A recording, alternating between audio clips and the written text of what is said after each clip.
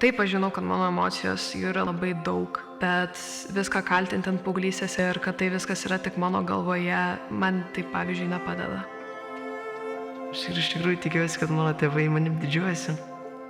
Jeigu būna sunku, tai nueinu pas mamą pakalbėti, pabūti tiesiog šalia. Mano paauglystė buvo, sakyčiau, labai spalvinga ir man norėjosi daug išmėginti, daug pabandyti.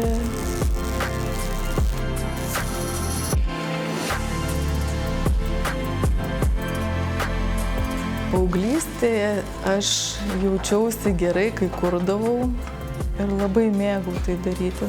O blogai jaučiausi, kai man trūkdavo draugų. Man visuomet norėjosi būti šurmuly, bet tikrai atsimenu laikotarpį, kai jaučiausi labai vieniša.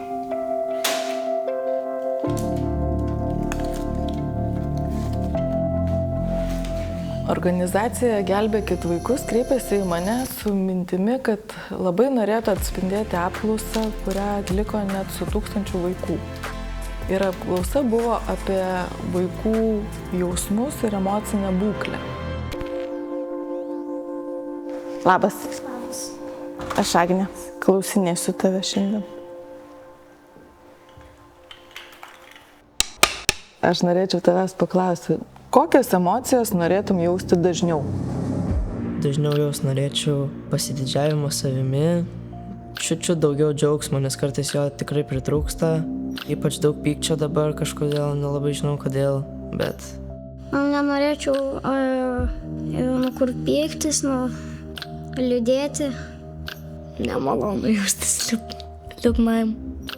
Pasikalbėti su kažkuom, apie ką tu jauti ir kas tave kamuoja, yra geriau negu slėpti viską ir kad tas pyktis ar bet kokia emocija tiesiog augtų ir po to išsilieja nenorimų būdu.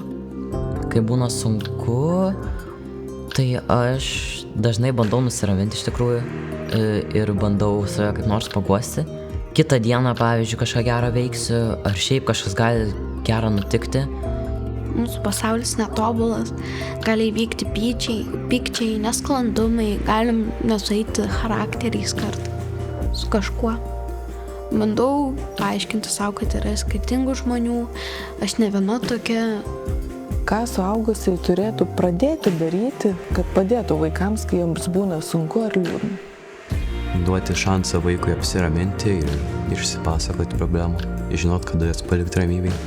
Nelystų gal tiek, nes vis tiek tos vienatvės gal labiau reikia, kad susitaikyti su tuo. Gal pamokyti, kad viskas paskui bus gerai ir kad nereikia visą laiką galvoti, kad vienas blogas dalykas gali viską padaryti blogai. Ačiū, Pit, labai.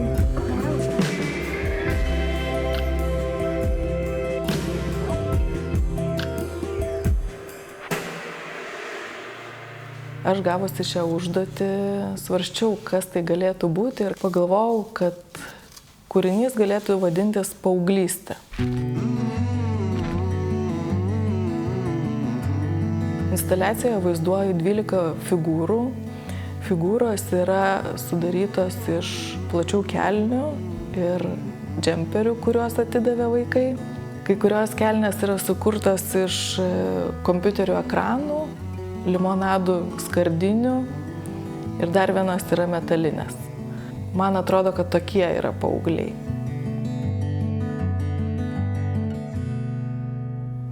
Aš turiu tokį mažą siurprizą. Labas, Morta. Čia mama.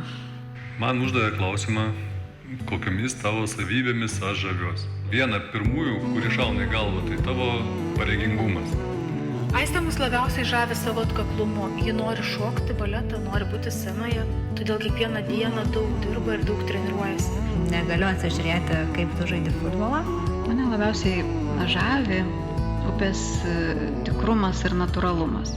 Taip pat vertinu labai jo gerumą, jis moka pastebėti kitus. Žaviuosi savo dukros nuoširdumu, jos jautrumu ir empatija.